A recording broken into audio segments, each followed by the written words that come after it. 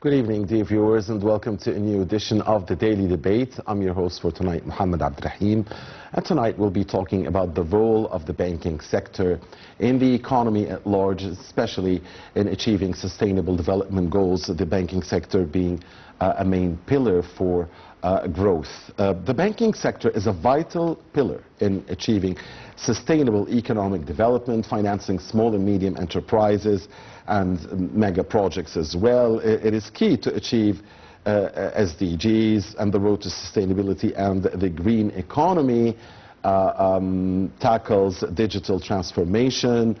We'll be talking about all of that here tonight in the company of Dr. Mohamed Roshdy, who is a banking expert and a lecturer at Cairo University. A very good evening to you, Dr. Roshdy. Pleasure having you with us. Good evening to you and our audience, and I would like to thank you and the Daily Debate team for this kind invitation today. Thank you, Dr. Roshdy. Allow us, please, sir, and the viewers, first to watch a report about our main topic for tonight, and then come back and start our discussion. Please stay with us.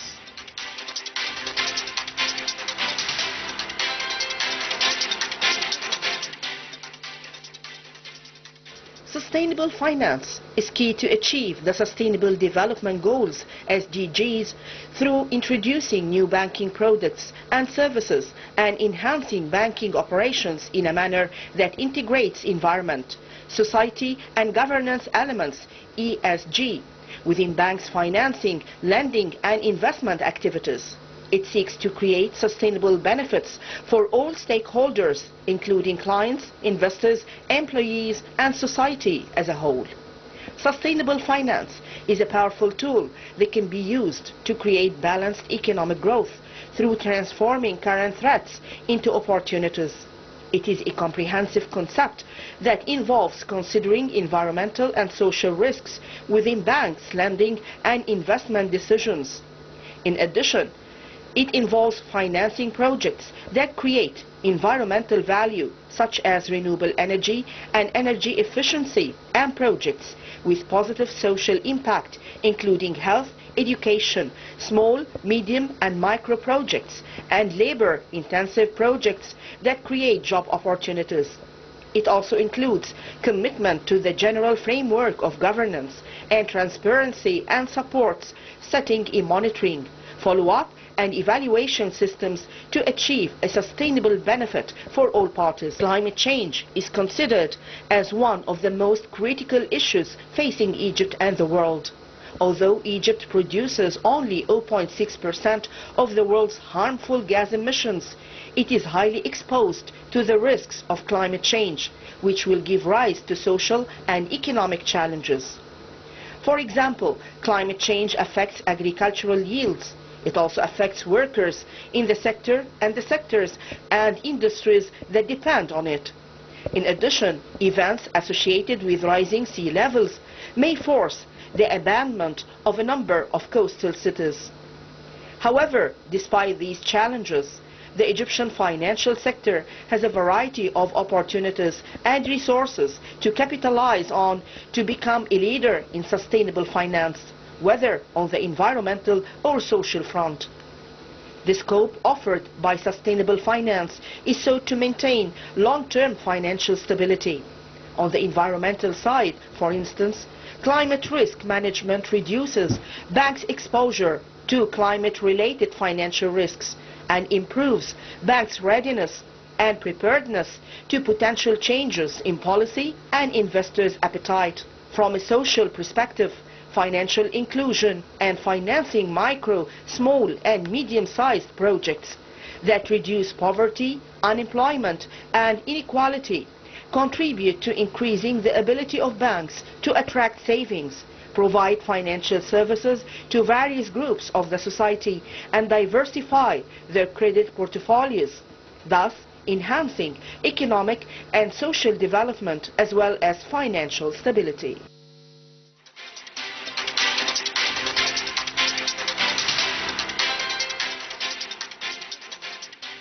Welcome back, dear viewers, and thank you very much, Manal Al-Ibiari, for this report. We're back here in the studio Dr. Mohamed Roshdy, the banking expert and the lecturer at Cairo University. Now, Dr. Roshdy, the Central Bank of Egypt has issued the guiding principles on sustainable finance to set the general framework for sustainable finance across the Egyptian banks. I want to ask you about the general role of the central bank here in sustainable finance and the stability of the sector, and let's just remind our viewers of how strong the banking sector in Egypt is. It withstood, for instance, the 2007-2008 global financial crisis that started with the mortgage crisis in the US. It also withstood the coronavirus pandemic and all of the problems that occurred across many banking sectors in the world. But Egypt historically has had a very strong banking sector, and certainly the central bank has a big role to do there. So I want first to ask you about the role of the central bank in the stability of the sector, the strength of the sector, and in what is called sustainable finance. Actually, I would like to emphasize on that the Central Bank of Egypt, CBE, is playing a pivotal role on the Egyptian economy, actually. To simplify to our audience, I would like to go back to just highlight or illustrate to our audience the importance of the role of central bank. Especially, I would like to start with the quote, we are on a world that the only constant in this world, which is what? The change. We are, metaphorically, we are in a dynamic world.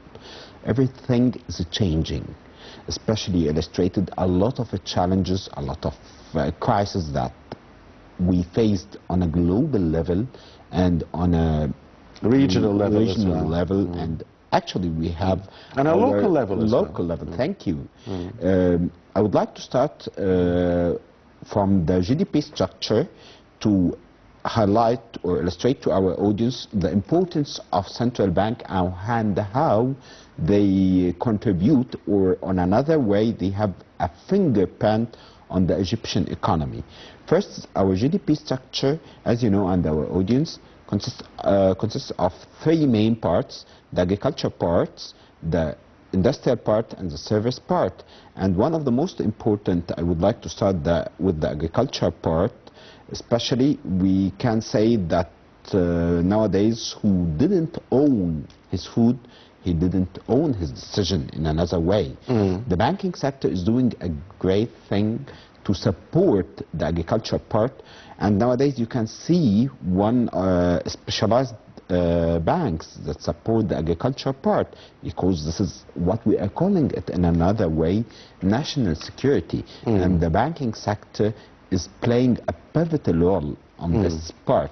And if we go to the industrial part, which is the most important, one of the most important parts that banks are supporting, and they are offering a lot of initiatives for this part to support, especially in terms of designing, or let me say it in another way, tailoring special programs for each industry which aligned with its seasonality and the special interest rate to support what we are calling it the national economy. And the most or in another way, the highest added value that a lot of developed countries are focusing on, the service part, which is we can put under it the technology part, which has the highest added value. And to be honest with you, that what we are focusing nowadays, which is we are not inventing the wheel, we are getting the best practice nowadays in Egypt under the supervision of the presidential leadership. We are doing great things in this part, especially in terms of creating or launching new factories, giving a lot of incentives. To turn back to our point concerning the central bank pivotal role, actually, the central bank is doing a great role to manage how to design, or in another way, a lot of programs to support the economy in a good or productive way. And we can see this easily, and how this is impact this is one of the most important things, that when we have, for example, when the government has its balance of payment, if there's a deficit on the balance of payment, who is the highest one or the highest institutions that financing this deficit? Actually, the banking sectors. In terms that the sovereigns that offer treasury bills, governmental bonds, anyway of sovereigns, green bonds. Nowadays we can listen or hear that there are a lot of green bonds, and this is one of the most important things to finance the sovereigns, actually financing mega projects. And the mega projects, positively, there's a correlation between mega projects and have a good infrastructure to bring FDI. How this can be correlated, to simplify to our audience, it can be correlated easily in terms of, there's one of the most important things. If I'm an investor and I'm coming to invest my money in a country, I have to read one of the most important global reports, which is called the competitiveness report. The competitiveness reports actually is built on a lot of main pillars. One of the most important things, the infrastructure. The infrastructure includes a lot of things: the manpower, the education level, the facilities, the tax incentive, in terms of a lot of things. And when we are financing, to turn back to our point, when we are financing mega projects, and the financing have a good infrastructure, have electricity, have renewable energy, we are giving a good or positive signal to the globe that we are ready to have your investments in Egypt, actually. And this is what the government is doing in addition to the private sector. And you can see under the presidential leadership and the ambitious plan for 2030 vision, actually, which aligned with it, and you can see this is harmony. They are working together to achieve our sustainable development goals. And to return back to our main topic, the central bank, and the central bank is regulating all banks that working in Egypt, actually. They are providing the suitable finance for companies, for investors to invest in Egypt. And you can see that when our competitiveness rank, and that's happened, that our competitiveness ranks enhanced a lot, that helped to bring FDI, which aligned with our vision to bring FDI nowadays. And this is one of the most important things.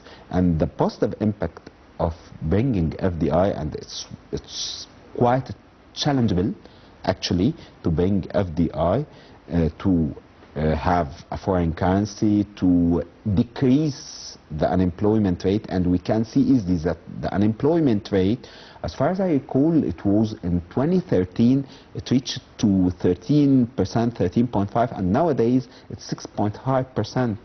How you can see a lot of things that happening. This is in addition to one of the most important things, that the CBE is, or Central Bank of Egypt, is the regulator who regulate everything on the Egyptian market. This is in addition one of the most crucial role, which is MPC role, which is Monetary Policy Committee. What's Monetary Policy Committee? I would like to quote you that we have a lot of challenges. You ended with the global inflation wave, the pandemic, the global crisis, and I would like to just highlight or focus on the latest crisis, or in another way I can say challenges. One of the most important things that the pandemic, in addition to the Russia-Ukraine war, thank you, which has negatively impact the globe, and we can see that there is a global inflation wave, and Egypt, to be honest, and government, in addition to Minister of Finance, in addition to the Central Bank of Egypt, you can see the harmony. They are working together to absorb the impact of the global inflation wave. Well, definitely huge responsibility on the CBE, which is, as you said, is issuing the guiding principles on sustainable finance and is setting the general framework for sustainable finance across Egyptian banks to incorporate environmental, social and governance elements into the processes, of course, and the decision-making related to credit advancement. Now, Dr. Roshdy, so you mentioned how important the CBE is, for instance, to mega infrastructure projects, which in turn, of course, draws FDIs. What about its role in supporting small and medium enterprises? Because it also has a big role there, and SMEs are the backbone of economies generally. I would like to thank you for focusing on this part, which is SMEs, small and medium enterprises. Actually, I would like to say that you hit a nerve, actually, when you are talking about the SMEs. Why I'm saying that? This is one of the most important pillars to build a strong economy. As I told you on starting actually of our episode, that we are doing the best pacts, the global best pacts.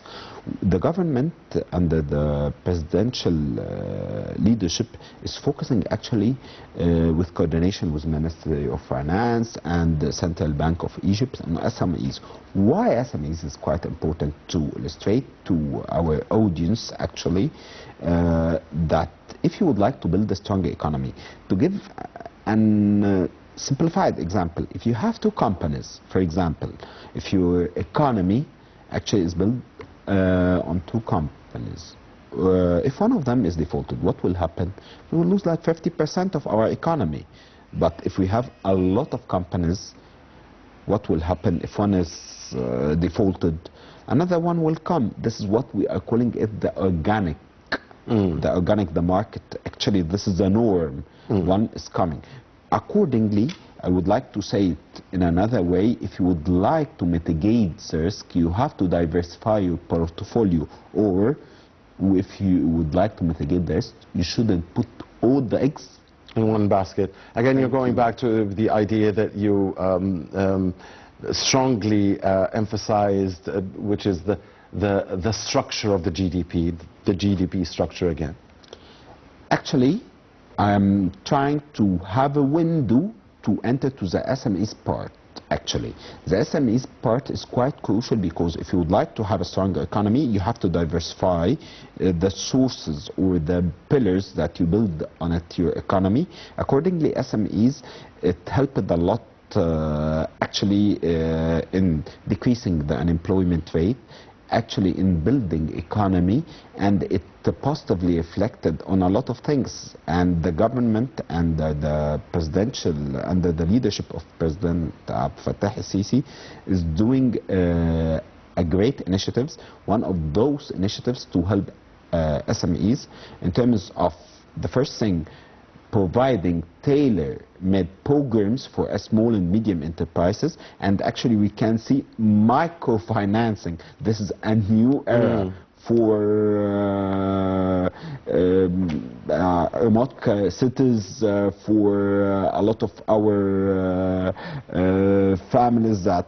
are working handmade things or doing a lot of things, focusing on microfinancing. To turn back to our topic about SMEs, the government did a great program for lending small and medium enterprises, which is the program, the interest rate, as far as I call it, reached to 5 to 8%.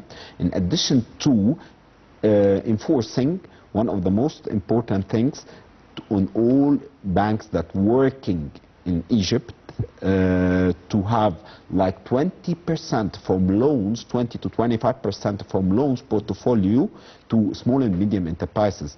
And the Central Bank of Egypt, if you met this criteria or target as a bank, I will give you incentive of deviating you from CBE reserve and giving you a lot of privileges. In addition to one of the most important things, and this is initiatives forced on a lot of banks, on all Egyptian, all banks are working in Egypt. In addition to, after that, the Ministry of Finance working on initiative to lend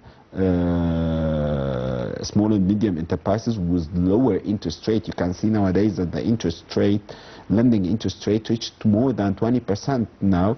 As an SMEs, you can lend by 5 and 8% actually. Based on the sales turnover, you are accordingly classified as a small or medium enterprise. This is in addition to, I would like to just to highlight the synergy between all sectors in, at our country are working together. We are talking about the central bank and Ministry of Finance, and in addition to what we are calling it, I believe that Ministry of Investments, in addition to with guidance with the strategic vision of our presidential leadership, Fattah Sisi, they are focusing on or doing a great initiative.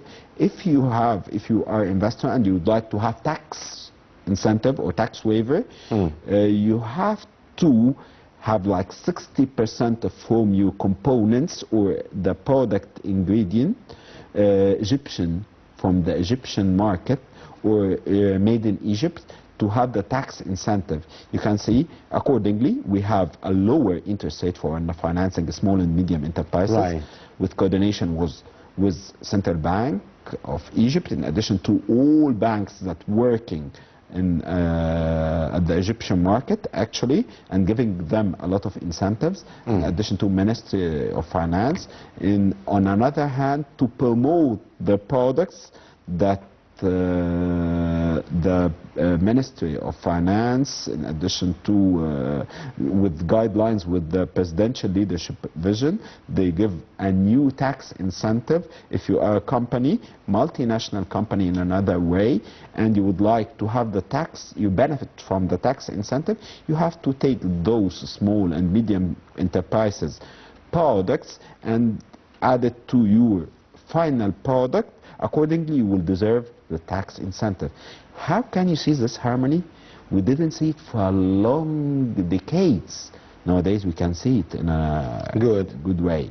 Speaking of the initiatives, Dr. Roshdy, we have initiatives here. The central bank has initiatives for small and medium enterprises, mortgage finance initiatives for low and middle income citizens, initiatives of substituting cars to work with dual fuel, tourism sector initiatives.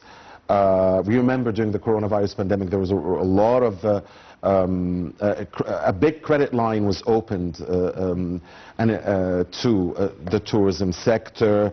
There's an initiative regarding the transition to modern irrigation methods. You mentioned how important it is to support the agricultural sector. There's, of course, in the industrial sector, everybody knows that there are banks concerned with developing exports, other banks also concerned with the industry at large. So from these initiatives, I mean, again, how do you see the efforts of the central bank and the banking sector in Egypt, and how important are these initiatives? And maybe we might be waiting for more, maybe. You tell us. I'm quite sure we are waiting for more, because the banking industry and central bank and presidential leadership actually increased our standard and expectations. For that reason, we are a little bit, we have curiosity to get more and more. To return back to your question about concerning those initiatives, we have a lot of specialized banks.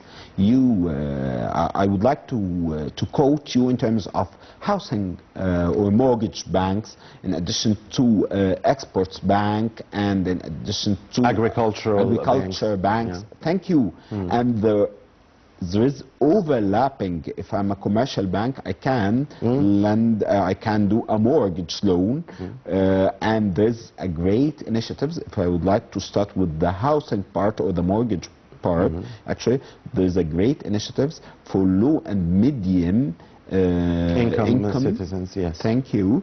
In terms of financing their houses, actually, and the interest rate is quite low, and there's some condition. If you meet those conditions, you are eligible to go and take this loan.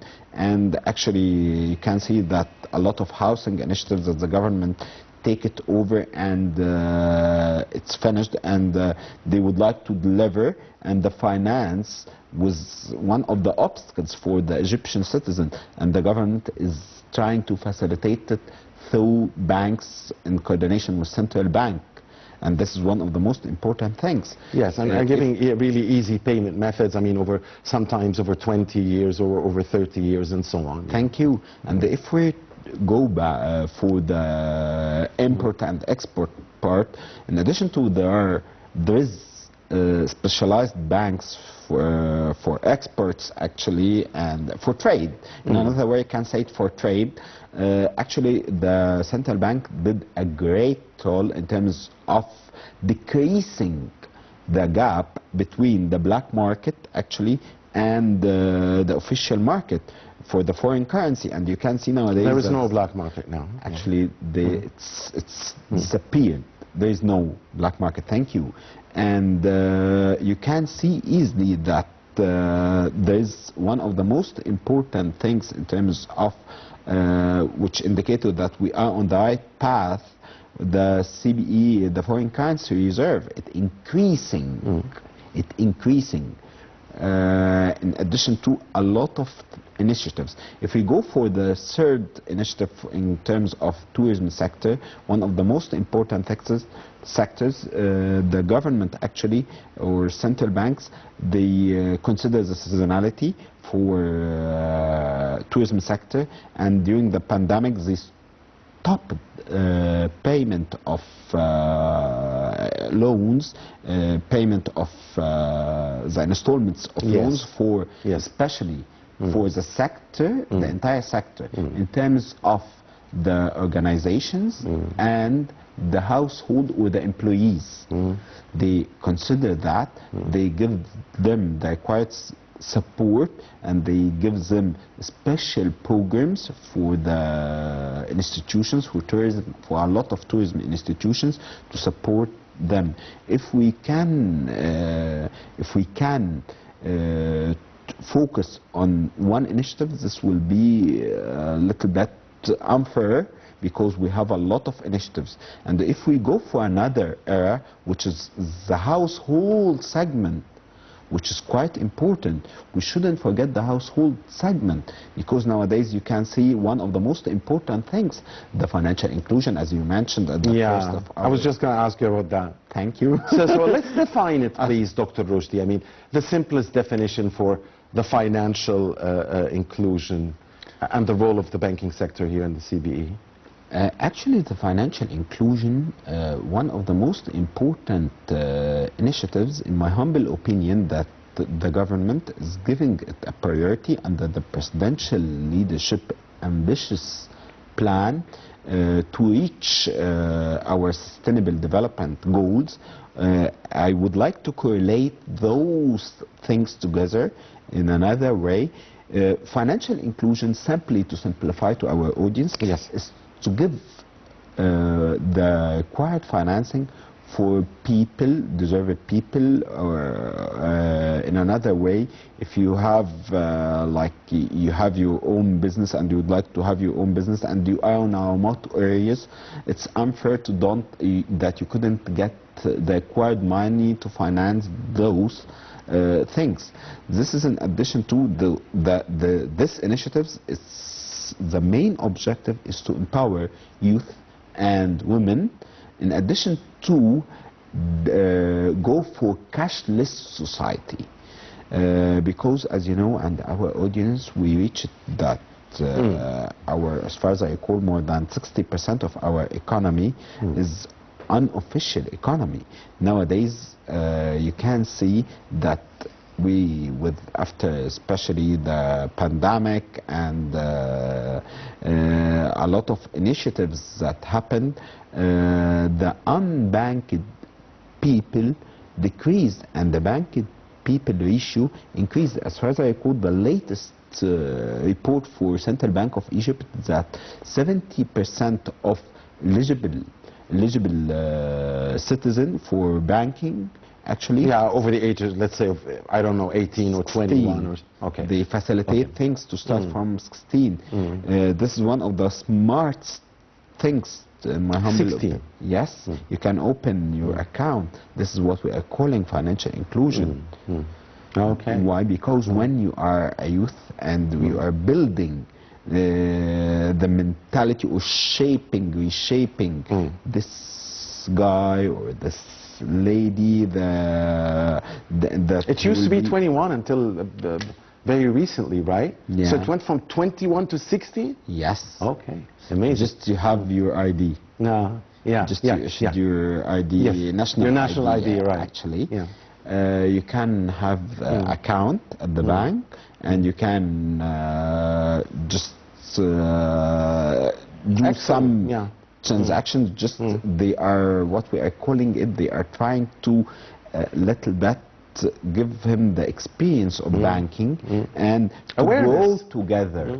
To grow together. This is crucial because this youth will be the businessman, the doctor, the professors, investor in the future. He will be the one who built our country, the future of the country. For that reason, we are giving him the... A very early economic awareness, by the way, and this is very good, yeah. Yes. And nowadays, you can see by figures that under the financial inclusion initiative, it reached to that 70% of eligible people, they are banked. And you can see more than remote areas. Yes. People from remote areas nowadays, you can with due to technology and digital transformation, that we are using our mobiles to just transfer money or to pay money to pay things. Yeah. Actually, and this is one of the most important things. And this is will go to another point, which is the digitalization. And I would like, if we are focusing or going for digitalization, especially at the banking sector, I would like to highlight, or I'm recalling one of the famous quotes for one of the CEOs. It comes to top of my mind that he is comparing traditional banks with like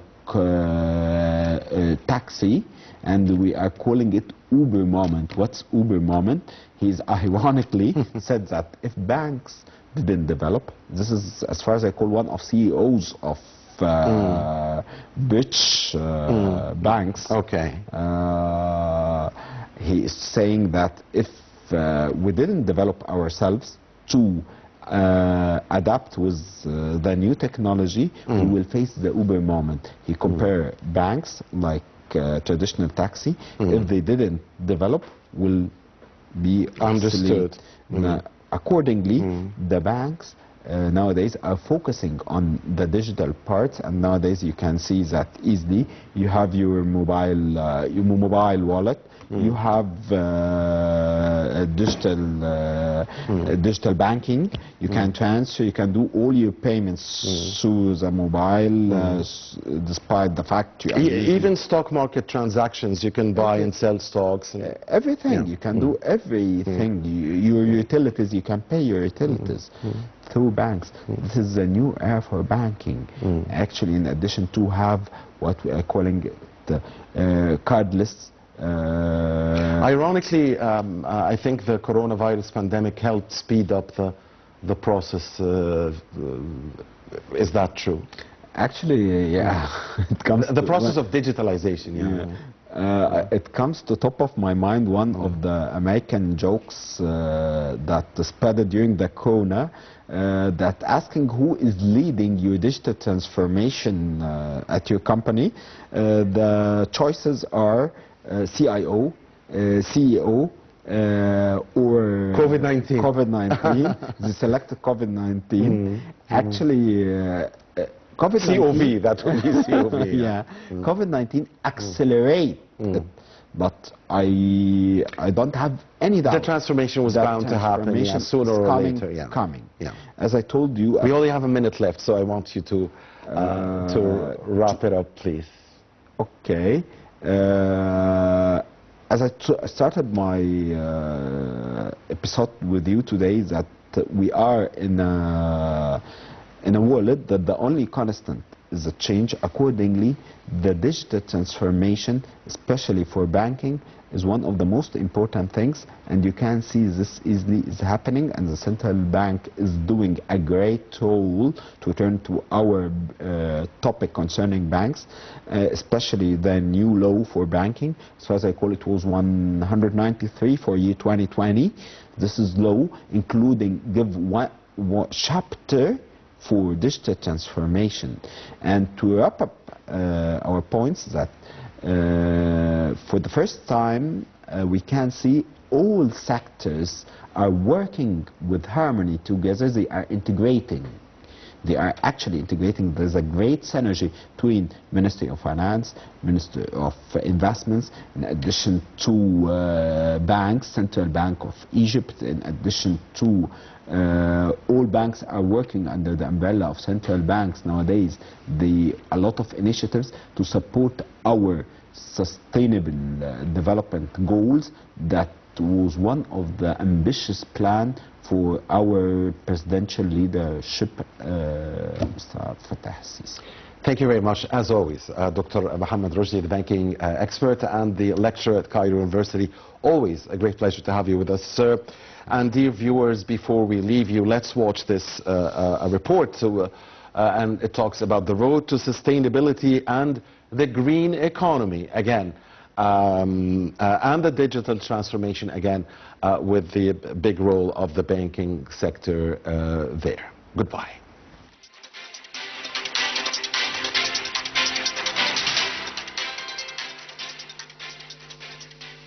The People and Banks Conference, which was held in October 2023, the title, The Road to Sustainability and the Green Economy, featured several banking leaders who highlighted the vital role of the Egyptian banking sector in achieving the state's vision of transitioning to a green economy. The conference tackled various economic issues such as sustainable and green financing, digital transformation, small and medium-sized enterprises, local industry, and artificial intelligence. Chairperson of the National Bank of Egypt said that the Central Bank of Egypt has issued mandatory instructions for banks to adopt sustainable financing practices, which are essential for addressing environmental risks and advancing the green economy. Developing countries need about $70 billion for adaptation-focused financing, which could rise to $500 billion by 2030. Moreover, achieving carbon neutrality goals would cost around $4 trillion by 2050. Egypt's efforts to reduce carbon emissions and increase the share of renewable energy to 42% of energy production are on the track of success. The Egyptian banking sector has undergone a significant transformation in recent years, responding to technological changes and international banking standards.